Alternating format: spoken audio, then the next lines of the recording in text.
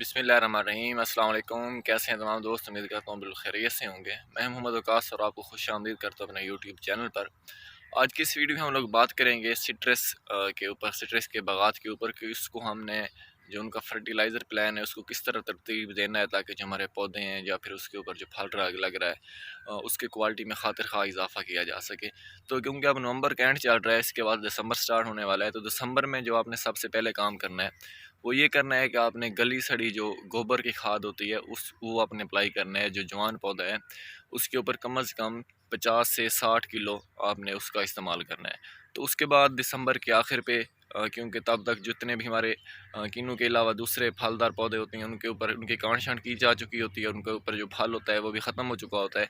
तो उसके बाद दिसंबर के आखिर में या फिर जनवरी का स्टार्ट है उसमें हमने अब दूसरी जो हमारे पास फर्टिलाइज़र है उसको प्लान करने है किस तरह हमने देनी है। उसमें आप लोग 1.5 किलो यूरिया फिर अमोनियम सल्फेट दे सकते हैं, 1 kilo DAP, 1 kilo SOP, 300 gram zinc और 50 ग्राम बोरान दे सकते हैं। इन फर्टिलाइज़र देने से आपका जो पौधा है उसकी जो बुनियादी ज़रूरियात हैं वो काफ़ी हद तक मुकम्मल हो जाती हैं।